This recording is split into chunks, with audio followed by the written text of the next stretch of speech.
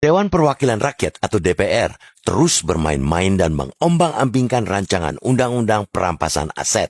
Setelah tidak jua membahasnya, meski sudah diusulkan sejak 2008, Parlemen tidak memasukkan rancangan undang-undang ini ke dalam program legislasi nasional atau Prolegnas 2025-2029.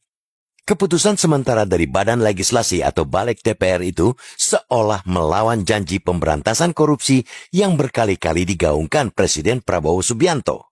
Keputusan ini juga mengecewakan masyarakat yang selama ini menantikan gebrakan pemberangusan korupsi yang tidak business as usual dengan belate soal perampasan aset. Harus kita katakan, rancangan undang-undang perampasan aset ini sangat penting untuk efektivitas pemberantasan korupsi. Ia memberi payung hukum bagi penindakan aset dan harta yang tidak dapat dijelaskan asal-usulnya, serta dapat menjadi instrumen pemulihan aset hasil kejahatan tindak pidana korupsi.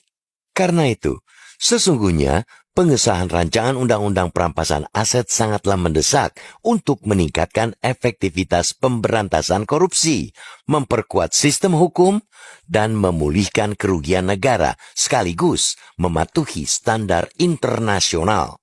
Dengan disahkannya rancangan undang-undang ini, negara dapat menyita hasil kejahatan, termasuk aset-aset yang disembunyikan di luar negeri. Selama ini, aset-aset pelaku korupsi di luar negeri tidak bisa dijangkau oleh otoritas hukum. Perampasan aset juga bisa menjadi alat yang kuat untuk memulihkan kekayaan negara. Rampasan aset dari koruptor dapat meningkatkan penerimaan negara sebagai salah satu modal pembangunan nasional. Namun, DPR bak gagal fokus. Alih-alih kembali memasukkannya ke dalam prolegnas, DPR malah mempersoalkan diksi perampasan yang digunakan. Wakil Ketua Balik DPR Ahmad Doli Kurnia mempersoalkan kata perampasan yang menurutnya tidak elok dan tidak baik bagi negara. Ia menuntut kata perampasan itu diganti dengan istilah pemulihan. Penggantian istilah perampasan menjadi pemulihan didasarkan pada istilah Stolen Asset Recovery yang digunakan oleh United Nations Convention Against Corruption atau UNCAC. Ia menekankan bahwa kata recovery bermakna pemulihan dalam diksi di bahasa Indonesia. Mempersoalkan diksi atau nama rancangan undang-undang ketika kehendak untuk mengegolkan rancangan undang-undang itu saja tidak tampak. Itu sama artinya DPR sedang berpura-pura lupa pada substansi atau akar masalah sesungguhnya. Patut diduga ada yang sedang coba ditutup-tutupi dengan malah sibuk mempersoalkan nama ketimbang membahas isinya. Sejatinya, menggunakan bahasa keras terhadap para pelaku kejahatan apalagi koruptor juga sah-sah saja. Menghadapi pelaku kejahatan memang harus keras, tak perlu bersopan santun dan lembek. Akan tetapi, kita tak perlu menghabiskan energi untuk mendebatkan pola pikir yang sedang dibangun DPR. Jangan sampai justru berlarut-larut mempersoalkan hal-hal yang tidak perlu.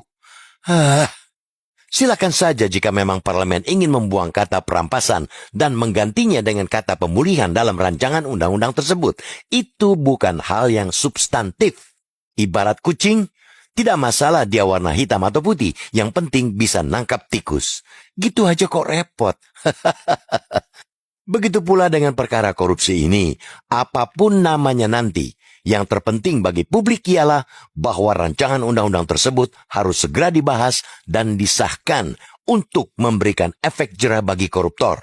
DPR tak perlu banyak cakap soal komitmen kepada pemberantasan korupsi.